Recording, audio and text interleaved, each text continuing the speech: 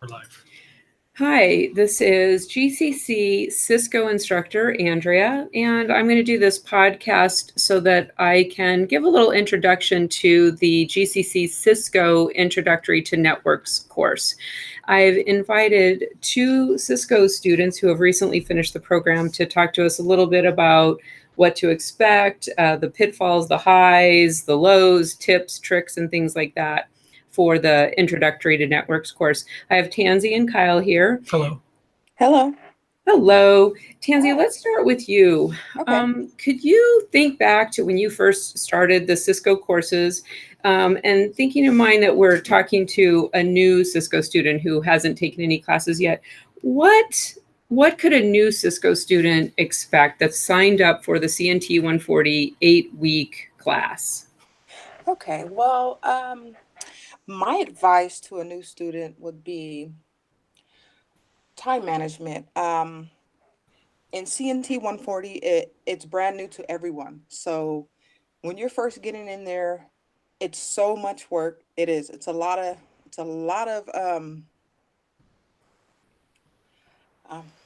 me see. It's a lot of work, but it's intense.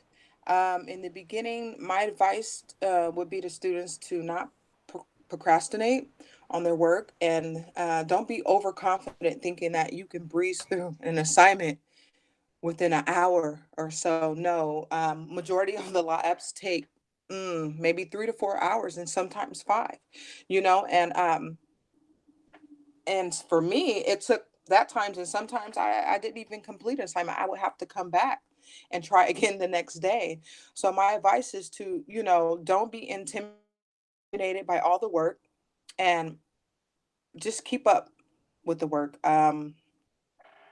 Don't procrastinate and let try to do an assignment at the last minute because you're going to screw yourself, period. I don't know if I can say that, but I've seen many students in there who they couldn't even complete a lot of assignments because they got so bombarded or they waited to the last minute. And that can be a bit of a problem if you do that. Some people procrastinate. As for me, I'm not a procrastinate. I don't like doing it. I like to take care of things as they come. And just, another thing that helps as well is like living in the lab, stay in there. Like, even if you're going to do some subnetting, even though it's simple, just stay in there because you might have another student or the tutors there to help you, or if you have a question, it's always it was good for me to be in that atmosphere, so my advice is to stay in the lab. Even when you don't have to, it's a good thing to stay there, and do your work. And yeah. Okay, so it sounds to me like your big message is do not procrastinate as far as Mhm. advice goes, is to stay on top of assignments and not to Mhm. procrastinate. Mhm. So, Kyle, coming over to you, can you again talk to a student about what to expect? Like, what's the day to day or the week to week like, and the amount of work, what they should expect when they first are starting the class? So just like any new class, and especially with anything with computers and this, what most of you out there are going to be realizing is you're going to be learning a brand new language. And what 140 is doing is it's laying that groundwork so that as you build on top of it, you have a clear understanding of what's going on and what needs to be done. My first big advice would be first thing is if Andrea or any teacher says, remember this and study it, Mhm. to actually do that, because what it's going to do is it's these little hints and tips and tricks that these instructors are going to, especially Andrea, is going to be able to tell you. Is they're telling you because you're going to use these things so much that you want to be able to just spring off and just do it and not have to like, you know sit there and you kind of stumble over yourself because and it's little things, and like she's not going to tell you it often. So when she does, make sure it is that you do it. And the biggest thing I would say is there is a lot of outside time, and the first thing I would do as a brand new 140 student is talk to your classmates, get to know them, try to figure out their schedules as best as you can. Try immediately try to talk to that person next to you, that person, because what's the key, the most crucial key to doing this is going to be teamwork. And, being able, like what I did was every Saturday from 140 to 170, I was in the lab practicing. And the biggest thing I would say about the labs is don't just blow through them. Mhm. Don't get ahead so that you are comfortable and that you can do, so that you don't fall behind, but Yes. take this material and absorb it. Because if you just blow through it and you just, okay, it says type this, and you type it, you're not really understanding it. All you're doing is you're just doing what needs to be done. Right. When you could just sit there and you could take a few extra seconds on every step and really understand why you're doing it. And the second big thing is read the chapters. Yes. Now, 140, then I said that was one of my biggest mistakes that I made in 140 is I didn't fully read the chapters. I glanced through them. I read Me the too, Kyle. PowerPoints, but I didn't really get in depth with it. So when we were doing a lot of the discussion, I had to take twice as many notes because I didn't read as much, so that I had to keep referring to my notes instead of reading this information and absorbing it. I was having to constantly look at notes. And then when it comes time to no notes, you're kind of a lost duck. So Right. that would be those would be the biggest things. Right. So Kyle, you spent a lot of time in lab on Saturdays because you work, right? You have a regular full-time job. Tansy, do you also have a full-time job, or were you spending more time? You're more of a full-time student. I'm a full-time student. I Okay. have a son. I don't work right now. Okay. Yeah, see, I So- worked a lot, so I really had to. I You worked had right, and the 50 only hours a time- week. So I think this is a nice, we're getting to see a little bit where we have a full-time student, we've got someone who's working Right. full-time, but it was doable for both of you, right? Right. I Yeah, spent you time really on have weekdays. to, and I took it with other classes, so it wasn't, Yeah, me too. 140, 150 wasn't my only class. I had other classes, so I really learned to budget my time. Yes. So I knew, and so when you go in there and you sit down, don't wait. Just if it's due, just you Just just do it. have to take care of it. And it I doesn't agree. take long. Within 2 weeks, you figure it out, and you just Right. that's what you have to do. And lab, that's your big thing. Labs, packet tracers, Mm-hmm. those will be your keys to success. Yes. On top of yes. everything else that you do, but those two are really the keys to success, because you're using the equipment, and then when you're not using the equipment, you're at home and you're on packet tracer, and then you get to experiment a little bit. And I encourage experimenting a little bit. Mess stuff up, not in class, but at home when you're on packet tracer, and try to fix things. So Tansy, can you explain to everybody what packet tracer is? Because that's going to be a new term for a lot of people. So how did you use packet tracer?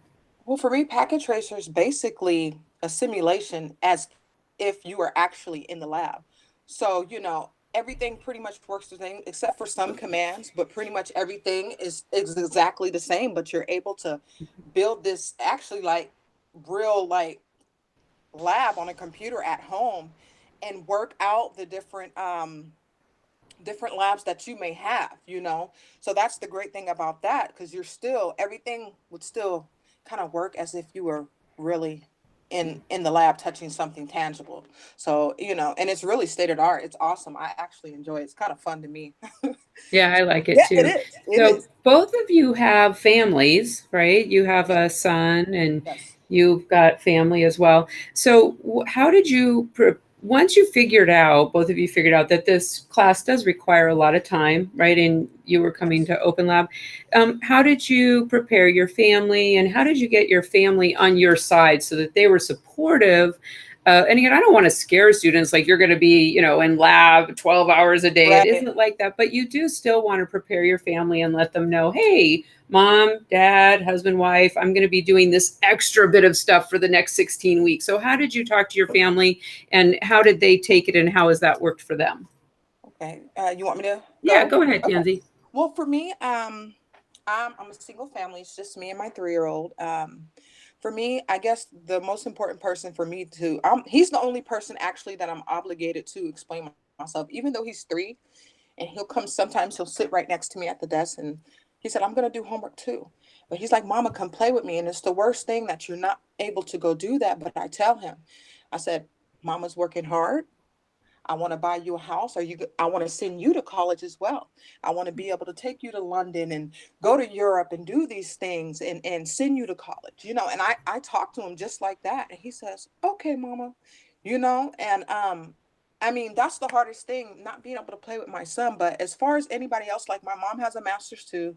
She's in California. So that's probably actually the only one I can relate to, because all the friends that I had in the past, or family, not much of my family, are educated or has went to college to continue, so they really don't understand what I'm going through, but my mom, so she would be the one that I would talk to. And honestly, I would just say it like this, like, look, I'm busy, I can't come hang out, I'm not going to the movies, no, I'm not going to come have a glass of wine. Right. And I would love to do those things, and I think sometimes they may think I'm acting funny or stuck up, or okay, Tansy doesn't want to be bothered with. No, it's not about that. It's about, I have to take care of my business. I'm trying to build a future for me and my son, so that way we can survive and I can actually live.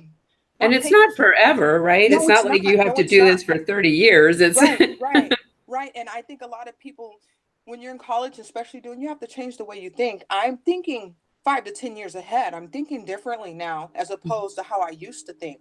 So right now, I just always tell myself, this too shall pass. I'm not going to be doing this forever. right. And then years from now, I can sit back on the beach in Belize with my son and say, hey, I remember when I was up 3 o'clock in the morning doing homework, and then I had to turn around and get up at 6 and Yeah. drive him to where he needed to be. So those are the things. I think my family understands, and if they don't, I really don't care, because honestly, if you don't have people around you that understand, family or not, family or friends that understand what you're going through, then you need to cut them off. And that's, I hate to be harsh like that, but it's Mhm. it's it's that serious. If you don't Yeah. have people that are supporting you, then adios. That's Mhm. how I feel about it, and you have to be like that. And Kyle, but how about you? So, like, I know you've been my student, so I've gotten to know you actually really well because you've had 5 classes with me. So I know for you, partly you have a big family, but you like to go to school. Like, you're always taking classes. So how do you work things out with your family, and how supportive are they, and things like that? I'm kind of where I kind of got lucky with the whole thing is, since I have teenagers, they're to that age where they like to sit in their rooms and not do anything. But when they want to go do something, and I actually just sat down and talked to them. I was just like, where you have to sit and do homework all night. I have to sit and do homework all night. We're Yeah. doing the same, we're doing the same thing. So, the only way to succeed, and this is, and I say this to my kids all the way, homework is the way to succeed. Hmm. Because if you don't do your homework, you're never going to be able to do it. And just putting it on that level made it, you know what, you're right. And then my wife, well, she worked nights, so I kind of got really lucky there. So I could just, I would get home from work and she would go to work. So I could just sit there and just all night long, I could just sit there and just do homework and watch TV. And I wouldn't, I would do a lot of homework, but I would do homework for a while, and then I would brain dump and I would watch TV for a while, and then I would go back to doing homework, and then I would take a break. And then, and since I didn't have a lot of time when I had to do it, that's what I sat there, and that was my, like the weekends was my real time to take care of everything. Mm-hmm. Like for me, it was Friday night was packet tracer night. Okay. Saturdays were labs. Yeah. Sundays was for reading.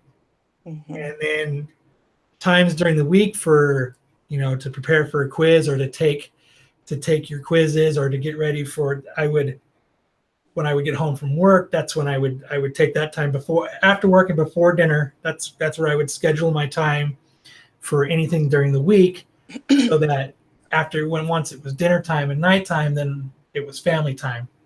Okay. So The big takeaways I'm hearing is time management, time management, time management. Mhm. Spend some time in the labs. I really like that both of you talked about reading, because I do see that that's something that students miss out on, is that Yes. component that reading really brings to the table and makes things easier for you.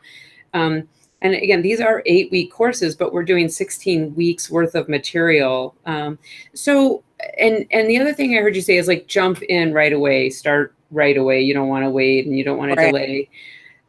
So what about for students that are going through all 4 classes? Again, you guys have both finished all the way through 170. Can you talk a little bit about like the difference between 140, 150 to 160, 170?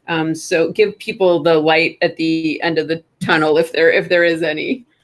Yes. Honestly, for me, 140 and 150 was the hardest part. It was like it was so tough for me because I don't know, maybe because I was just getting to know and learning the commands and whatnot, but it seemed like it was a lot more work in 140 and 150. But once you get to 160, 170, it kind of builds on top of what you already learned in 140. So it gets much easier. And I noticed that there were less assignments in, was it 160, maybe 170? And I was like, okay. But they were bigger, but you kind of knew what you were doing because you completed 140 and 150. So honestly, I know in the beginning at 140 and 150, it's not going to be easy. I'm going to be honest with you. That's reality. But the thing is sticking with it and not giving up. And once you get through, you get to 160, 170, you're kind of going to just flow through it because you're like, oh, I know this. Okay, well, I remember that. Well, I'm going to just add that to that, OSPF or EIGRP, So I mean, that's how it was for me. It wasn't that bad towards then. It wasn't bad. And Kyle, was your No, experience similar to what Tansy just described? As far as it got better, less assignments, a little bit bigger. So 140 and 150, like I said, you're learning a brand new language. So Yeah. what you're doing is there's a lot of groundwork that's being laid, and that's why it's almost gonna feel overwhelming. Let me Yeah. clarify. When you say you're learning a new language, you don't mean you're learning a computer language. You mean it's like learning a new It's language. like learning a brand. Okay. It's like learning. Yeah, it's like learning a brand new language. Yeah, we're not, because you're learning a lot of different terms and you're learning just a whole different way to do things. And Yeah. and most people like me, I was sort of familiar, but not really. So Right. I understood what we were talking about, but it was still brand new. So and I was trying to absorb it all. So 140 and 150 seem like it's a lot, and it is. You're gonna do a lot, and it's gonna be enjoyable, and it's gonna be fun. And then once you go into 160 and 170, you're gonna learn, okay, all this stuff that I Right. learned as fast as I could.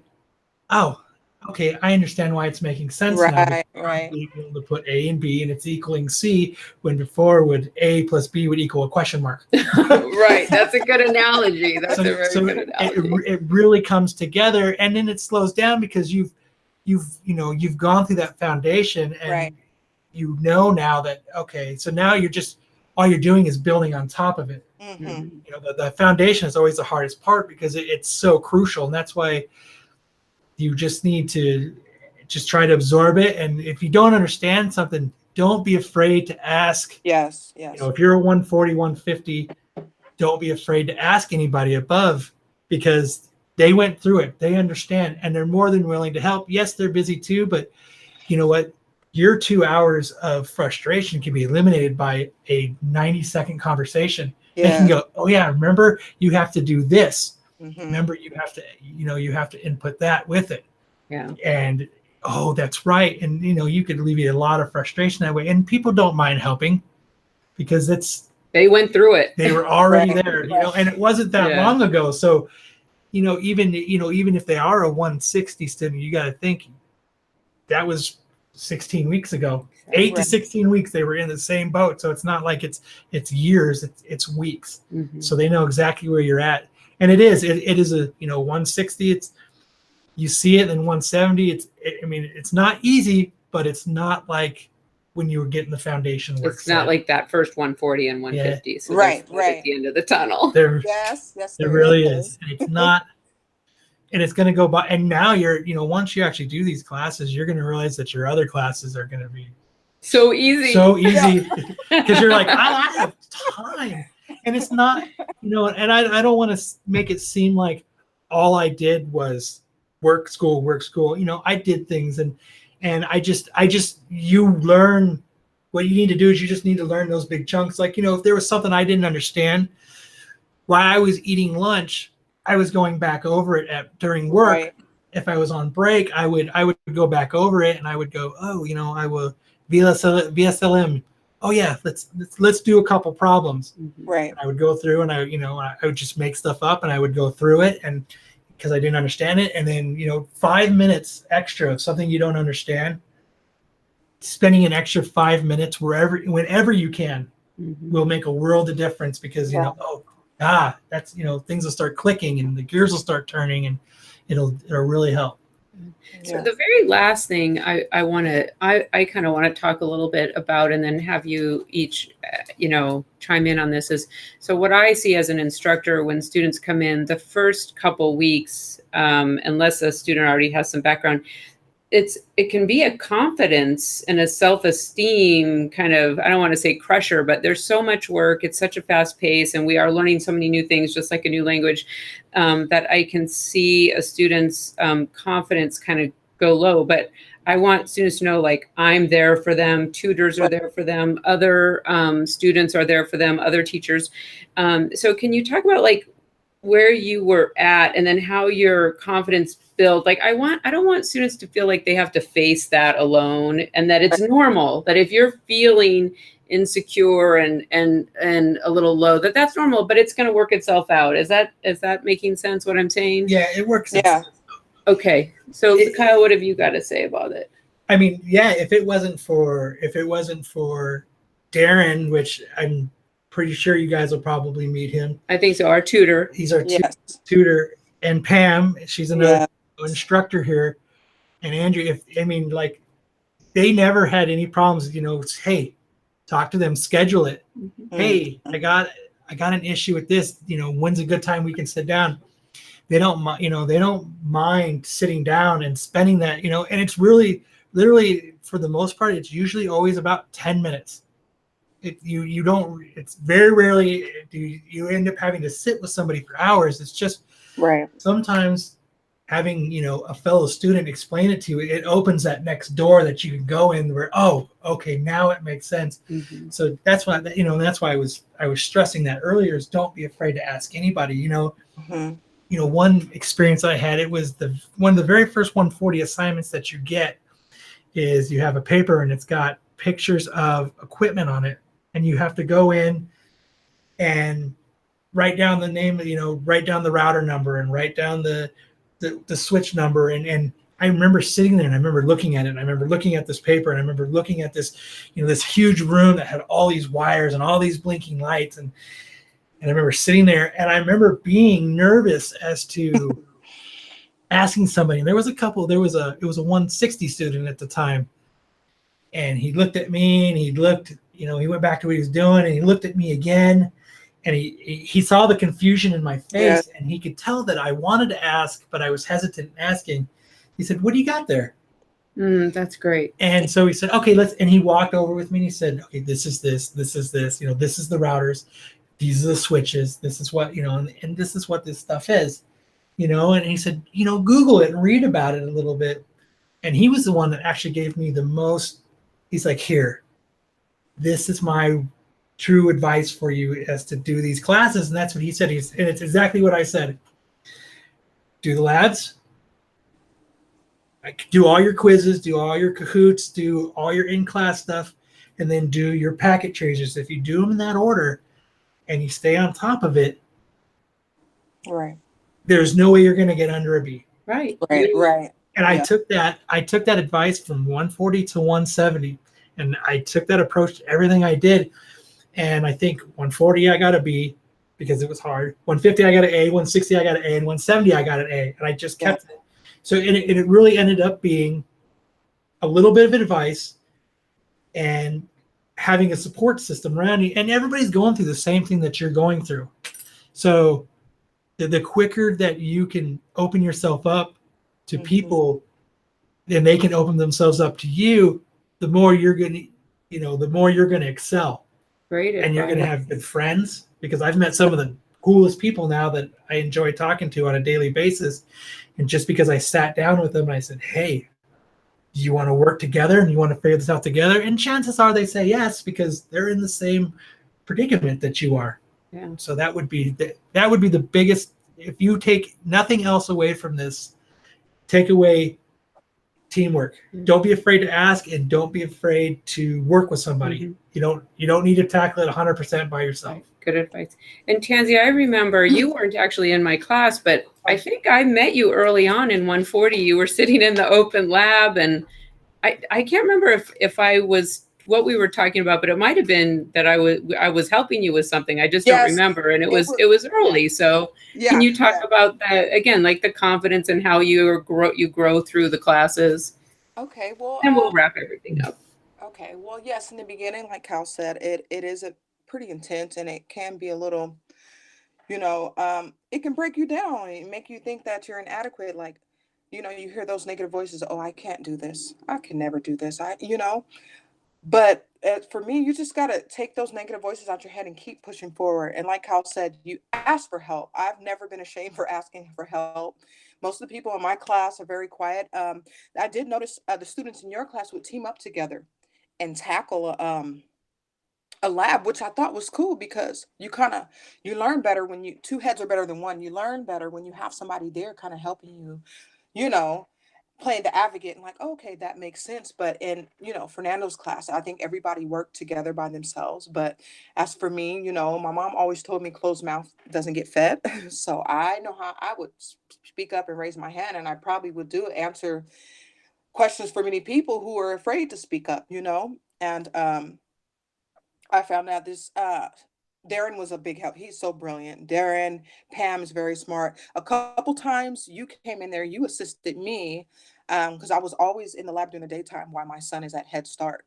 And if I didn't have a child, I probably would spend more hours there. I would have, because there's so many times that where I couldn't get a lab finished, after I've spent 5 hours or so on it, and I have to go get my son, and I had to unplug, and I say, okay, tomorrow I'm gonna start again. And then tomorrow I figured it out because I maybe I had a wrong IP address, and then I was able to ping. But for me, it's just keep pushing forward. Look at the light at the end of the tunnel. Don't look at what's in front of you. You gotta look at way down the line and say, okay, I'm doing this for this reason because I'm trying to get there. And another thing I wanted to say, that in the beginning when you asked of what advice do you have for students, one of the advice I have, get yourself a companion guide. Oh, good advice. Yes, yes, yes, yes. A companion Those are a guide. big deal. They help. Now I because during the time I had to pay cash for class, but now so I was able to use Fernando's. He had two companion books in his desk. So even when class was off, I was still able to go in there.